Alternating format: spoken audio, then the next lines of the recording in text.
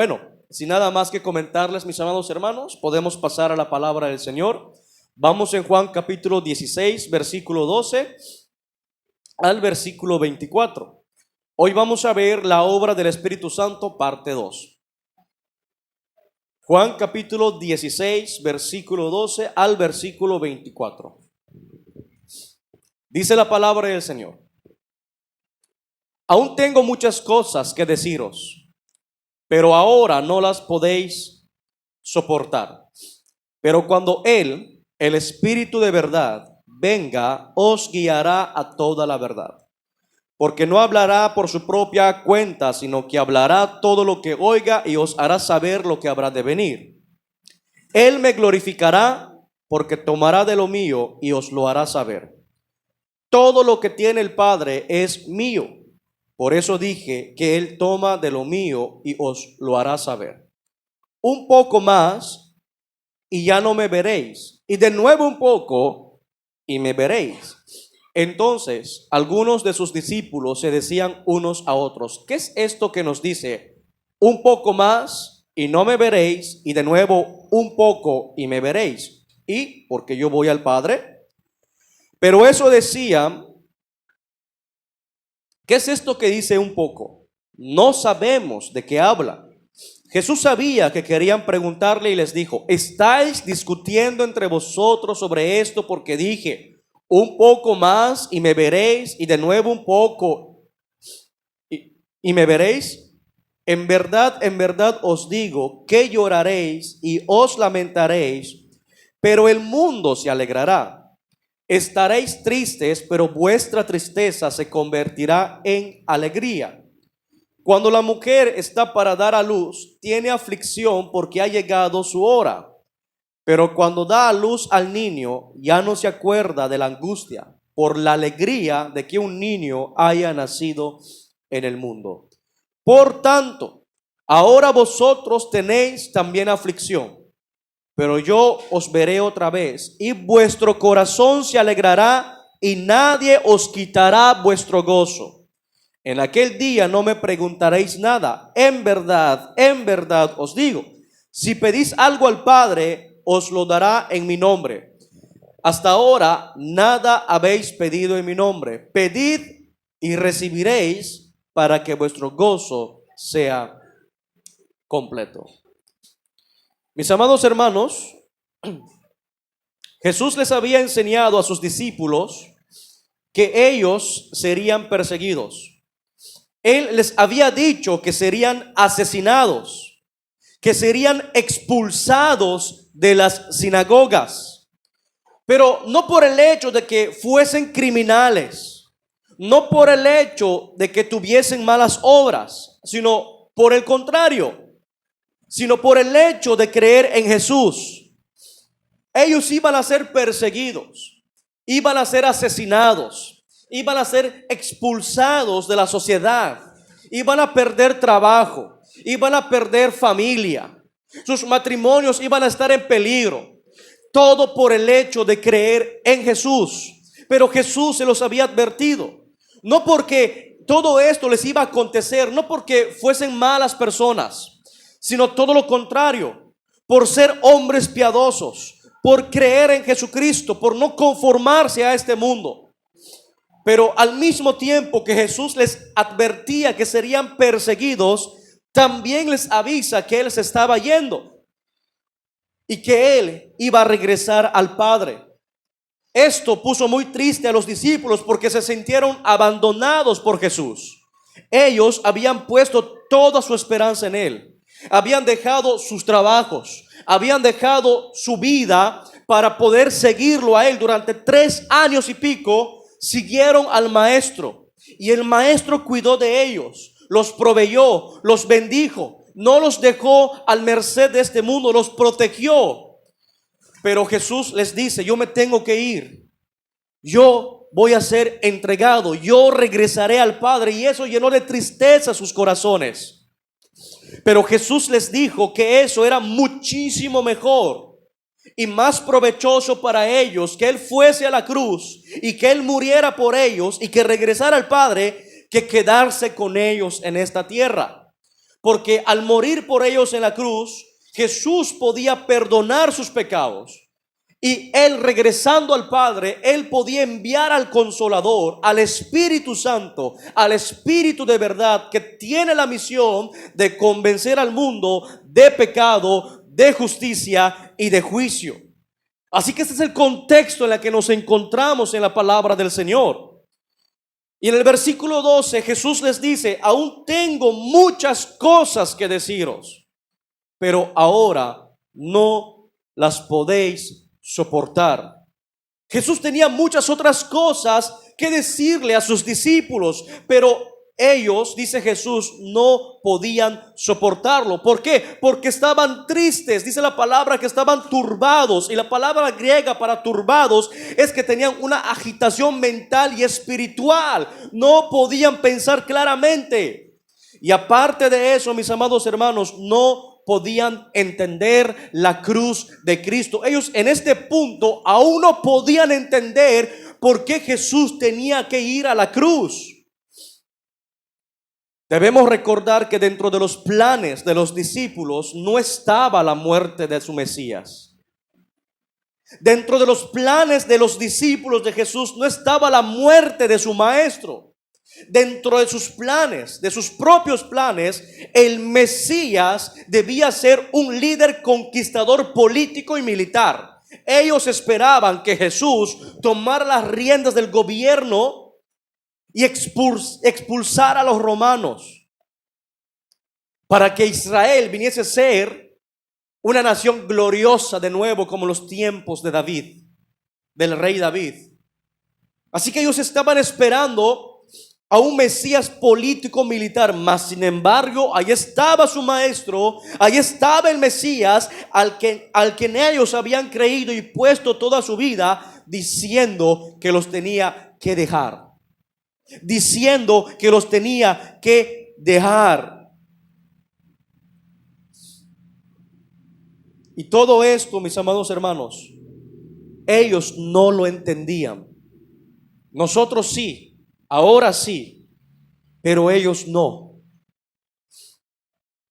De hecho, lo podemos ver en Lucas capítulo 18, versículo 31 al 34. Dice: tomando aparte a los 12, Jesús les dijo: mirad, subimos a Jerusalén y se cumplirá todas las cosas que están escritas por medio de los profetas acerca del Hijo del Hombre.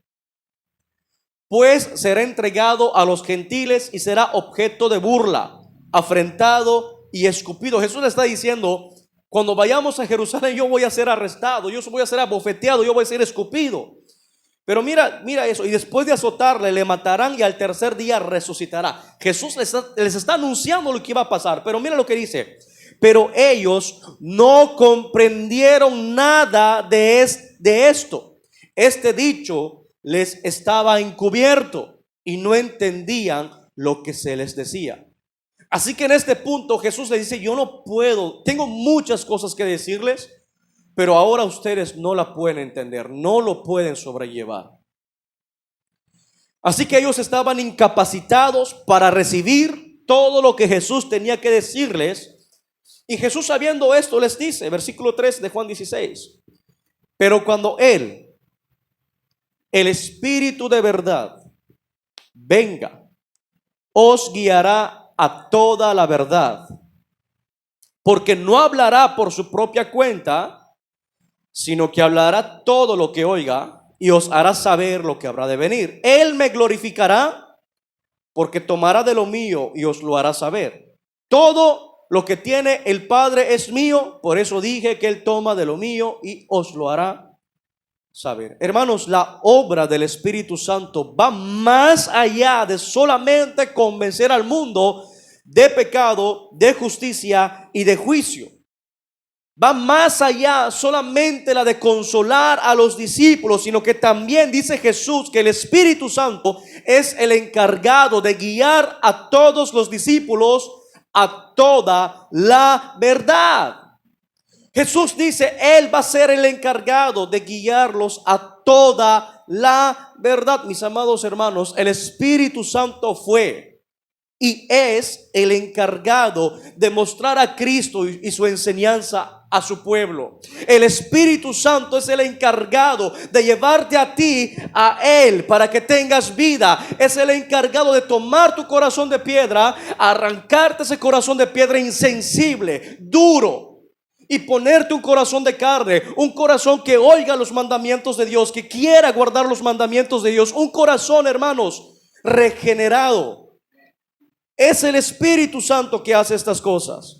Es el Espíritu Santo el encargado que tú puedas mirar a Jesús y tú puedas mirar sus mandamientos. Fue el Espíritu Santo que inspiró a los escritores del Nuevo Testamento, así como Él inspiró también el Antiguo Testamento. Y ya que toda la verdad, ¿dónde se encuentra toda la verdad? Cuando Jesús dice que cuando Él venga nos guiará a toda la verdad, ¿a qué se refiere eso? ¿Qué es toda la verdad? ¿De qué está hablando Jesús? Jesús está hablando de las Escrituras. Toda la verdad se encuentra en la Biblia, en los 66 libros que conforman las Escrituras. El Espíritu Santo también en el día de hoy, al guiarnos a toda la verdad, nos guía y nos lleva, ¿sabes a dónde?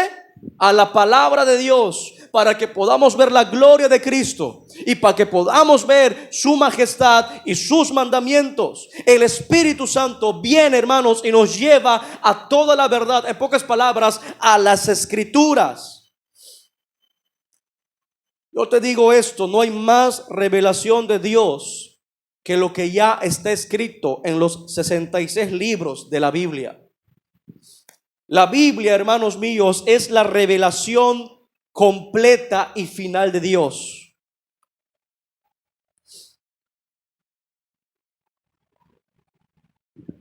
Los falsos maestros dicen que Dios sigue hablando y que habla por medio de sueños, de visiones y de revelaciones extrabíblicas.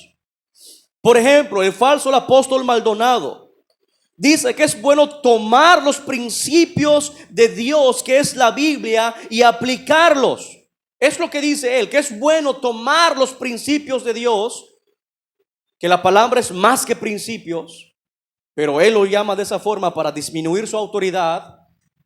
Es bueno tomar los principios de Dios y aplicarlos, refiriéndose a la palabra de Dios. Pero dice que la persona que quiere oír la voz de Dios no vive por lo que Dios dijo, refiriéndose a la Biblia, sino por lo que Dios está diciendo. En pocas palabras, el falso apóstol de Guillermo Maldonado se refiere a nuevas revelaciones que no están en la palabra de Dios. Y dice que tienen la misma autoridad y peso que la palabra de Dios. Hermanos, eso es una falacia. Eso es una falacia. Claro que Dios sigue hablando. Claro que Dios sigue obrando. Claro que el Espíritu Santo sigue guiando a toda la verdad, pero lo hace por medio de la palabra de Dios. Lo hace por medio de los 66 libros que nosotros tenemos, que llamamos Biblia. La palabra de Dios, mis amados hermanos, no es un libro que está fosilizado.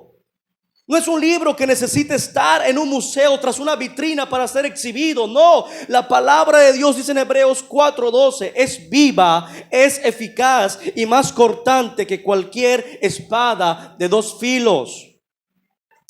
Penetra hasta la división y del alma y del espíritu, de las coyunturas y los tuétanos, y es poderosa para discernir los pensamientos y las intenciones del corazón. La palabra de Dios, hermanos, está viva y es eficaz.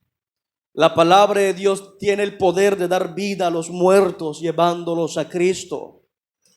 Pero todo esto lo hace el Espíritu Santo, el Espíritu de Dios, que nos guía a toda la verdad, que, repito de nuevo, es la palabra de Dios escrita. Así que Jesús nos está diciendo algo importante, hermanos, que el Espíritu Santo no habla por su propia cuenta. Es por eso que nunca obra en contra de la voluntad de Dios que ha sido revelada en las Escrituras. Porque mira, el Espíritu Santo no puede ir en contra de las mismas palabras que Él inspiró, porque el Espíritu Santo inspiró las Escrituras. Y Él no puede dar una revelación hoy en día que contradiga lo que Él ya ha inspirado. Pero tal parece que la gente está en un modo de apatía en los cultos, hermanos. La gente solo quiere cumplir con Dios. Mira, yo solo quiero llegar al culto, yo saber que sentirme en mi conciencia, estar bien delante de Dios de que fui al culto, no importa lo que se predicó, ni el sermón que se predicó, pero bueno, lo bueno, le doy gracias a Dios que fue un sermón corto, ¿no? Pero ya cumplí, ya todo. Hay apatía en los cultos, hermanos. La gente ya no quiere ver si realmente Dios está hablando y que si lo que se predique es verdad, es la palabra de Dios. Pero más sin embargo, el Espíritu Santo, ese es su trabajo, esa es su misión, guiarnos a toda la verdad. De hecho, hermanos, Martín Lutero dijo una vez que cualquier enseñanza que no cuadre con las Escrituras debe ser desechada, aunque haga llover milagros todos los días. ¿Sabes por qué? Porque la Escritura tiene la última autoridad. Tú serás juzgado por las Escrituras. Tú serás juzgado por el evangelio que escuchas. El evangelio que tú tienes en las manos es una moneda de dos caras. Salva a unos y condena a otros. Dios te ha de juzgar por lo que está escrito en la palabra de Dios, no por revelaciones y sueños o visiones. La última palabra lo tiene la palabra de Dios. Así que si una nueva revelación contradice la Biblia, no importa qué tan bonito suene, no importa qué tan maravilloso nos haga sentir. Pastores, que sé que es la verdad porque cuando lo escucho me hace sentir bonito. ¿De verdad? ¿Juzgas la palabra de Dios porque te hace sentir bonito? ¿Juzgas la palabra de Dios el sermón que te predican porque te hace sentir que te caes al suelo? ¿Te hace vomitar? ¿Por eso crees que es la palabra de Dios?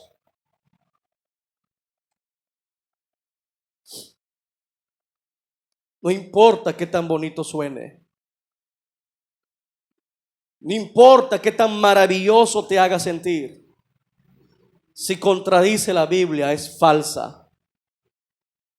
Si no concuerda con la Biblia, es falsa y debe ser desechada. Hermano, todo lo que necesitamos, toda la revelación de Dios está en la Biblia. Porque el Espíritu Santo nos guía a la Biblia. ¿Quieres oír la voz de Dios que sigue hablando? Saca tu Biblia de tu cajón o de tu ropero, sacúdele el polvo y léelo. Deja de ir tras sueños, deja de ir tras nuevas revelaciones que solamente contradicen la palabra de Dios. Charles Spurgeon decía: muchos tienen sus Biblias empolvado que pueden escribir con su dedo la palabra condenación. ¿Cuántos de nosotros tenemos la Biblia empolvado? ¿Quieres oír la voz de Dios? Sácalo de ahí, bájalo de arriba. Sacúdelo, ábrelo, léelo, que Dios te hable. Pero lo que pasa, hermanos, es que muchas veces nosotros queremos cosas nuevas. Dice la palabra que el mundo de hoy tiene comezón de oídos. Pablo le advierte a Timoteo que va a llegar un momento en que la gente no va a querer palabra sana. Pastor, no queremos que nos hables de la cruz. Dame revelación. Dame una palabra fresca que refresque mi alma. Pastor, vengo triste al culto. Yo vine a animarme. Viniste delante de Dios para adorarlo. Independientemente de la forma en que te encuentres, tú debes venir para que adores a Dios, porque Dios es digno. Y si vienes arrastrando 1000 problemas, con 1000 problemas lo tienes que adorar, porque Él es digno. para que tú puedas confiar en Él, para que tú confíes en Él y para que Él muestre tu gloria a ti, su gloria a ti.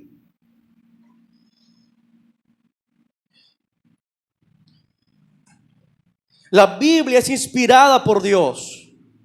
La Biblia es infalible. La Biblia no tiene errores en sus originales, griego y hebreo. La Biblia termina, hermanos, con una seria advertencia contra aquellas personas que quieren alterar a la palabra agregándole o quitándole. Apocalipsis 22, 18 al 19. Yo testifico a todos los que oyen las palabras de la profecía de este libro. Si alguno añade a ellas, Dios traerá sobre él las plagas que están escritas en este libro. Y si alguno quita de las palabras del libro de esta profecía, Dios quitará su parte del árbol de la vida y de la ciudad santa descritos en este libro. El Espíritu Santo, hermanos, nunca habla por su propia cuenta. El Espíritu Santo nunca trae nuevas revelaciones que no están en la Biblia. Nunca apunta hacia Él mismo. No, el Espíritu Santo nunca toma, hermanos, ¿cómo se le puede decir? El primer lugar. Nunca lo hace, sino siempre guía y apunta a Jesucristo. Toma las palabras de Jesús y nos la enseña. Toma las palabras de Jesús que ya sabemos y que ya hemos olvidado. Va Él, lo saca de donde está allí olvidado, lo sacude y lo vuelve a traer a la memoria. El Espíritu Santo dice que guía a toda la verdad, pero la verdad no son sueños o revelaciones. La verdad es la palabra de Dios. Y no dice alguna verdad o algunas verdades, sino toda la verdad. La palabra es toda la verdad que necesitamos. Porque hay gente que dice: pastor, tú tienes tu verdad y yo tengo la mía. ¿En serio? No importa cuál sea mi verdad y no importa cuál sea tu verdad. Lo que importa es lo que está escrito en la palabra de Dios. Hoy vivimos en un mundo de verdades relativos. La verdad es relativa, no es absoluta. Y cuando alguien afirma una verdad absoluta, todos lo ven con un ceño fruncido. ¿Acaso te crees mejor que nosotros? Es lo que le pasa al mundo hoy en día. No soporta oír que hay una verdad absoluta, sino que todos pueden tener su propia verdad, aunque estos se contradigan unos a otros. Pero dice la palabra que el Espíritu Santo nos guía a toda la verdad. Así que hay una sola verdad y está en la palabra de Dios.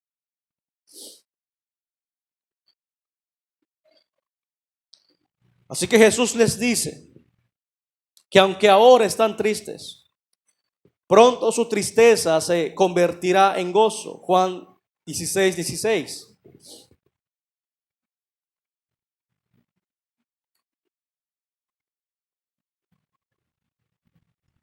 Un poco más y ya no me veréis. Y de nuevo un poco y me veréis. Entonces algunos de sus discípulos se decían unos a otros: ¿qué es esto que nos dice un poco más y no me veréis? Y de nuevo un poco y me veréis, porque yo voy al Padre. Pero eso decían: ¿qué es esto que dice un poco? No sabemos de qué habla. Hermanos, nosotros hoy en día entendemos el Evangelio. Nosotros entendemos la cruz de Cristo. Sabemos por qué Jesús tenía que ir a la cruz, pero los discípulos no. Pero a pesar de que nosotros entendemos el Evangelio y conocemos la cruz de Cristo, aún así hay versículos que para nosotros aún son difíciles de entender. Y los discípulos en este aspecto estaban en una peor posición de comprensión que la nuestra.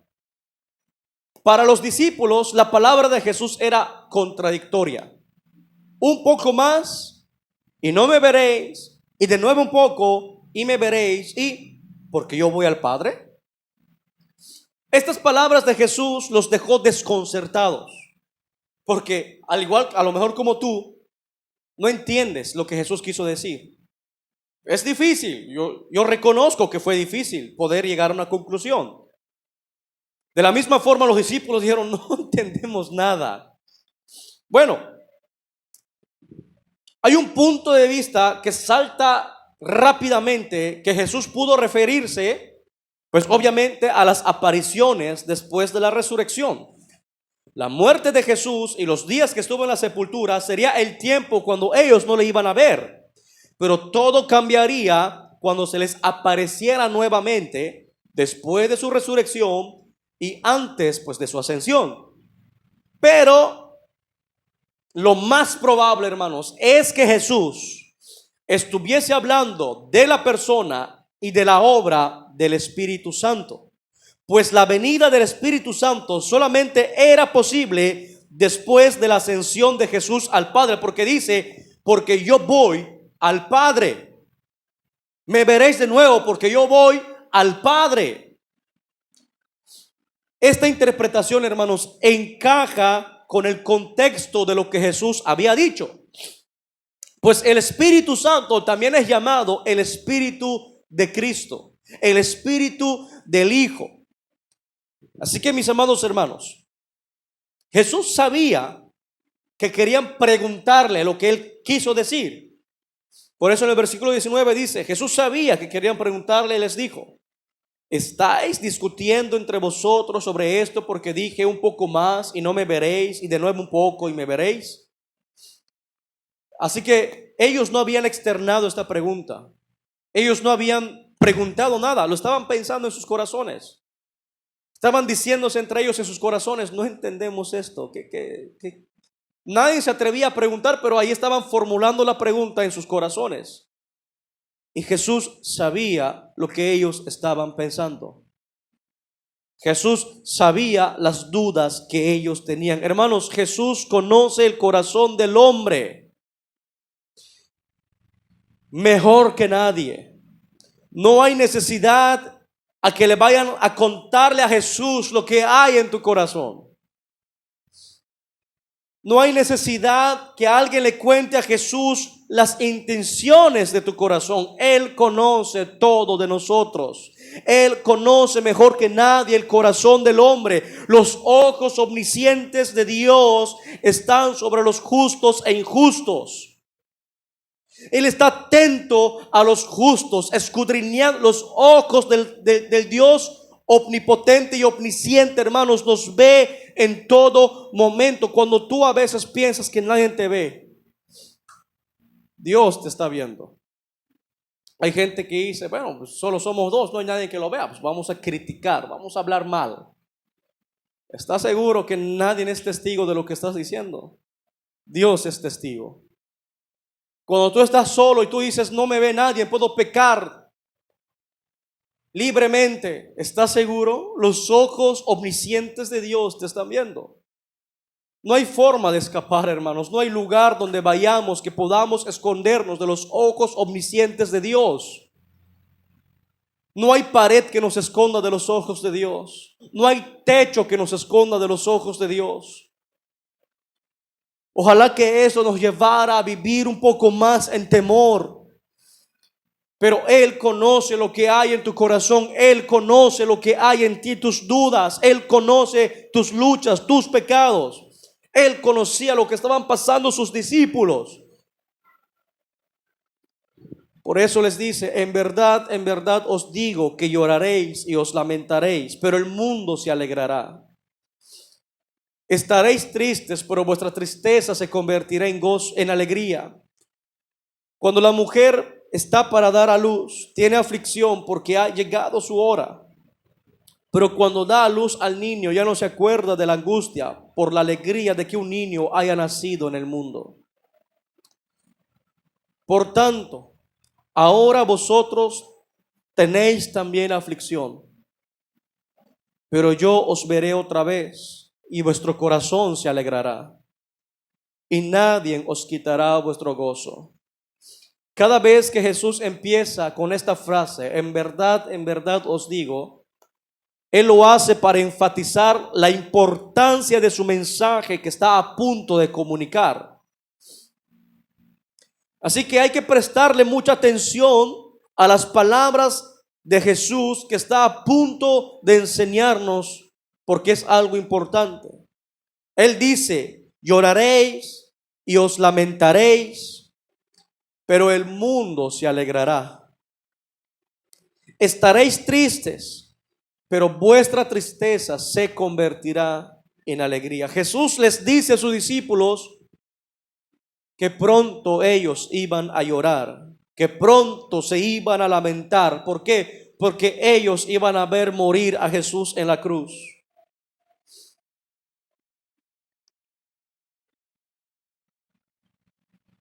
Jesús estaba en Getsemaní cuando fue arrestado. Judas lo entregó con un beso. Pedro saca su espada y le quita la oreja a un soldado.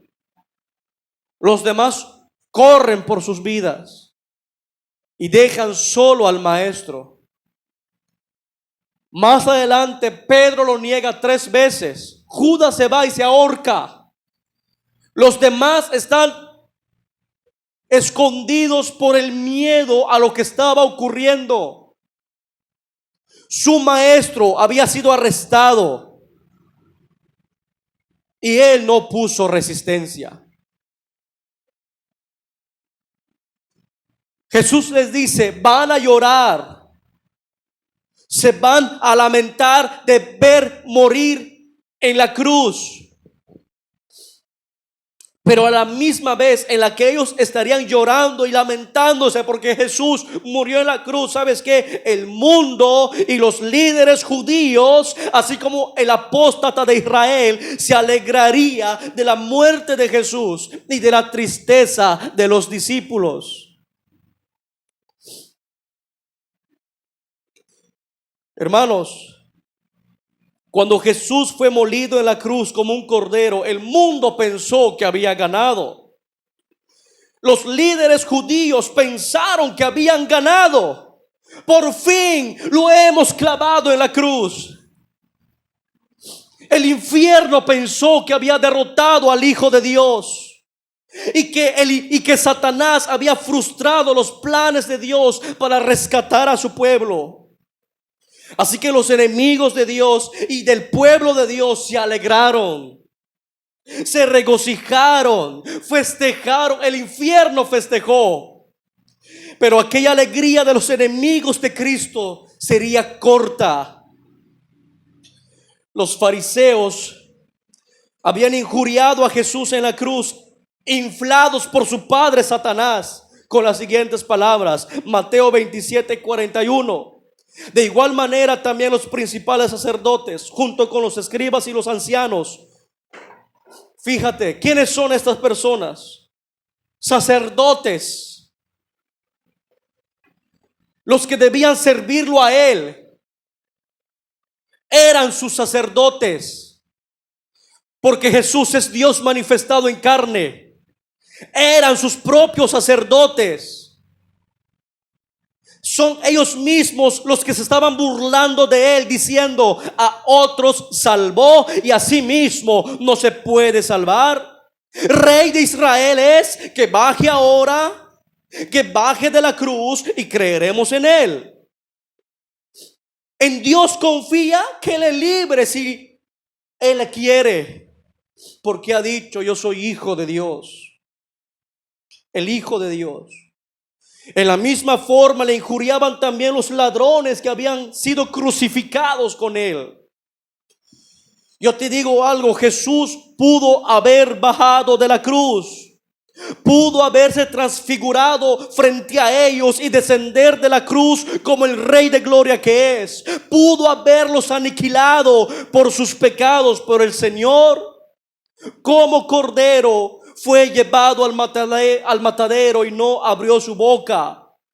Él dejó que sus enemigos se burlaran de él, pero la alegría de sus enemigos iba a ser corta, porque al tercer día resucitó, levantándose de la muerte, destruyó a sus enemigos y condenó al mundo, haciendo efectiva la redención de su pueblo. De esta forma Jesús les asegura a sus discípulos: vuestra tristeza se convertirá en alegría. Impresionante declaración de Jesús. La misma cruz que para los discípulos fue motivo de tristeza, de lágrimas, de lloro, iba a ser la fuente y la causa también de su gozo. Toda su tristeza, todas las tinieblas huirían delante de esa luz brillante y gloriosa de la resurrección de su Señor y de la venida del Espíritu Santo en Pentecostés. Por un momento ellos vieron la cruz como un señal de lamento. Pero Jesús le dice que pronto su lloro, su lamento se iba a convertir en alegría. La cruz ha venido a ser, hermanos, para nosotros una referencia de que Cristo ha vencido. Se ha alzado victorioso sobre la muerte y sobre Satanás. Así que esa misma luz de la resurrección llevaría a los discípulos a ver la cruz desde una perspectiva apropiada, haciéndola la fuente inagotable de gozo para ellos. Hermanos, es en la cruz en la que tú puedes ser perdonado. No hay otro lugar en la que tú puedas ser perdonado. Si tú no vas a la cruz, no puede ser perdonado. Solamente por la muerte de Jesús, solamente por su resurrección, tú puedes ser perdonado. No pienses por algún momento que has vivido una vida recta, porque no es así. Tú no has vivido una vida recta. Has sido un mentiroso desde niño, desleal y desobediente a tus padres. Tú me dirás, pastor, ¿quién eres tú para decirme eso? ¿Acaso no es así? ¿No dice la palabra de Dios? ¿Quién de aquí fue perfecto en su niñez y nunca desobedeció a sus padres ni una sola vez? Bueno, has quebrantado el mandamiento de Dios. ¿Quién de aquí nunca ha dicho una mentira? Bueno, has quebrantado el mandamiento de Dios. Te has hecho transgresor de la ley. ¿Y qué dice la palabra? Que la paga del pecado es ¿qué? Muerte. Pero es en la cruz donde puedes recibir misericordia, porque lo que tú debiste padecer en la cruz, Cristo lo padeció por ti.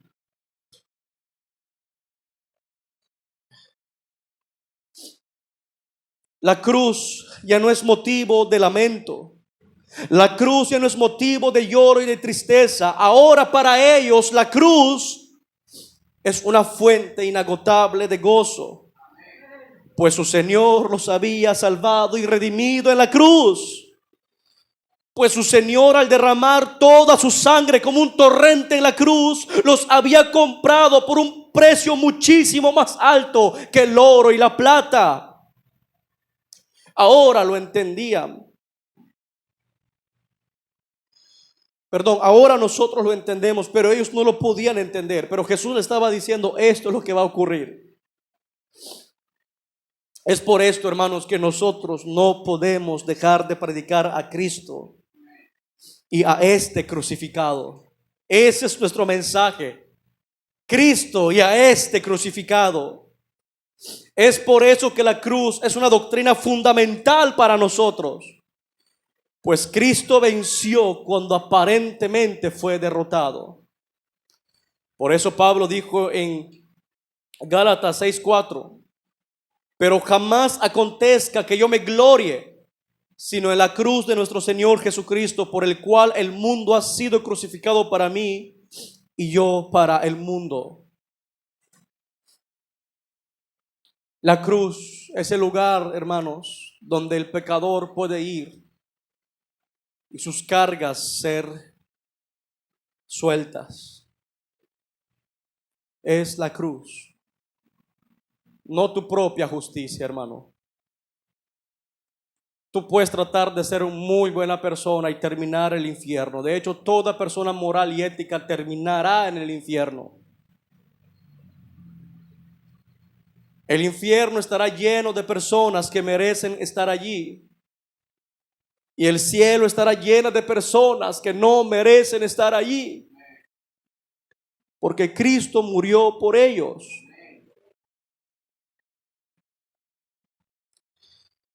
Por eso el versículo 23 dice: en aquel día no me preguntaréis nada. En verdad os digo, si pedís algo al Padre, os lo dará en mi nombre. Hasta ahora nada habéis pedido en mi nombre. Pedid y recibiréis, para que vuestro gozo sea completo. En aquel día Jesús les dice que no le iban a preguntar nada. Obviamente Jesús no se refiere a después de la resurrección. ¿Sabes por qué? Porque después de la resurrección ellos estuvieron 40 días con Jesús, preguntándole toda clase de cosas, y Jesús les enseñaba. Así que obviamente no estaba hablando de la resurrección, después de la resurrección. Él estaba hablando de la venida del Espíritu Santo en el día de Pentecostés. Ellos no volverían a preguntarle a Jesús, porque obviamente Jesús no estaría presente para que le preguntaran, porque Él ya ascendió al Padre. Pero Jesús les quiso dar a entender que los discípulos tendrían al Espíritu Santo en ellos. Tendrían al Espíritu Santo en ellos mismos morando como maestro de la verdad. Ellos mismos vendrían a ser templos del Espíritu Santo. Porque Jesús acababa de decirles: pero cuando venga el Espíritu de verdad, Él os guiará a toda la verdad, porque no hablará por su propia cuenta, sino que hablará todo lo que oyere y os hará saber las cosas que habrán de venir.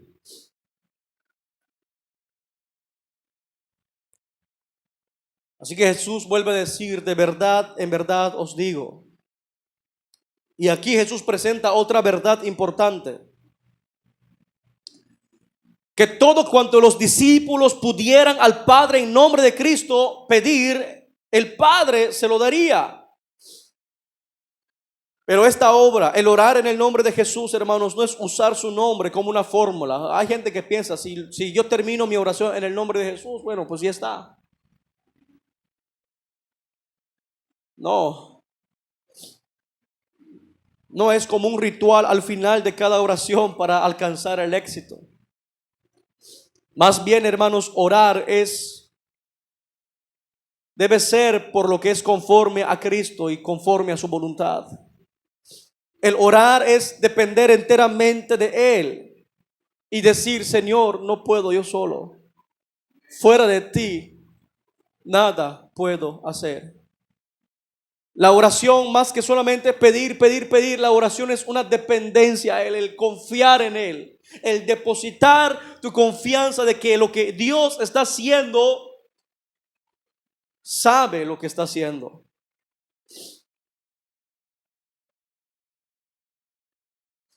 Pero el orar es depender de Él, de que Él tiene el control de nuestras vidas, de que Él va a suplir todas nuestras necesidades, pero con la única meta de que Él sea glorificado. Este tipo de oración para los discípulos era nueva, quienes hasta este momento no habían pedido nada en el nombre de Jesús. Lo habían pedido directamente a Jesús o habían orado al Padre, pero nunca en el nombre de Jesús.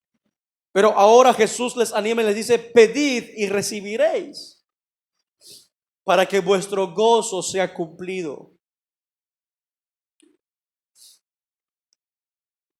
Jesús está diciendo: aférrense la oración. Aférrense en la oración. ¿Se acuerda lo que les dijo Jesús en Getsemaní? Quédense acá, oren, yo iré adelante a orar. Jesús va, regresa, y ¿cómo los encuentra? Durmiendo. Jesús los despierta: oren para que no entren en tentación. Ni siquiera una hora han podido orar conmigo. Jesús se vuelve a ir. ¿Y qué volvió a pasar? Volvió a pasar lo mismo. Y cuando vino la prueba, ¿cómo reaccionaron? Uno le mochó la oreja a un soldado y los demás se esparcieron. Yo creo, hermanos, que esa fue la tentación. Y si ellos hubiesen orado, hubiesen reaccionado de una manera diferente. Por eso Jesús les decía: oren, oren, oren. Es que la oración, hermanos, nos ayuda en nuestros sufrimientos inimaginables. Nos ayuda en nuestra ansiedad. La oración, hermanos, es un consuelo y esperanza para nosotros. Cuando alguien sufre, la oración es consuelo para él. Cuando alguien está en ansiedad, la oración lo fortalece. Cuando alguien está desanimado, la oración le anima y le fortalece su corazón. Pero pastor, a veces no quiero orar. Ora aunque no quieras orar. Charles Spurgeon decía, cuando no tengas ganas de orar, es cuando más deberías de orar. Es que orar es antinatural para el hombre. Es más fácil prender Netflix y estar ahí 2, 3, 5 horas. Acabar toda tu serie de un golpe o ver 3, 4 películas, pero no puedes orar 15 minutos. Porque el orar es antinatural para la carne. No es algo carnal, es espiritual. Es fácil para ti irte a la playa, pero es difícil para ti, hermanos, estar aquí todo el día. Pero para ti no es difícil estar 3 días en la playa, ¿no es así? Es la carne. Tú necesitas orar. Tú estás débil porque no oras. El mundo te zarandea porque no oras. Tú no tienes porque no pides. Y cuando pides, pides mal. No para la gloria de Dios, sino para tus propios deleites. Porque no has entendido lo que es la oración.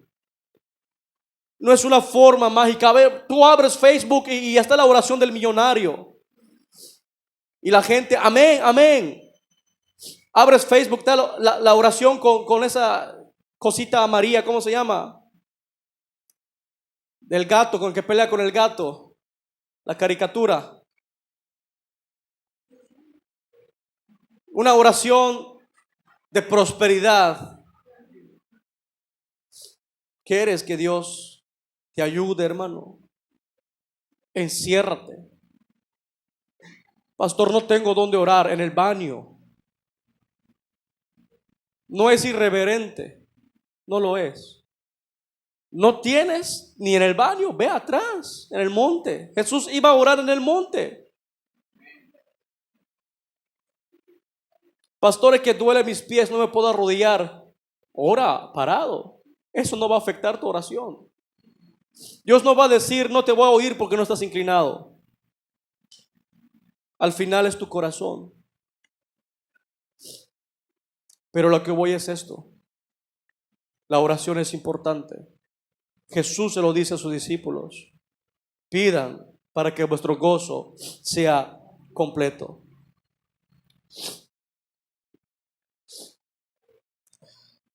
Jesús les aseguró, hermanos, que cuando Él se fuese, Él volvería a verlo pronto en la llegada del Espíritu Santo.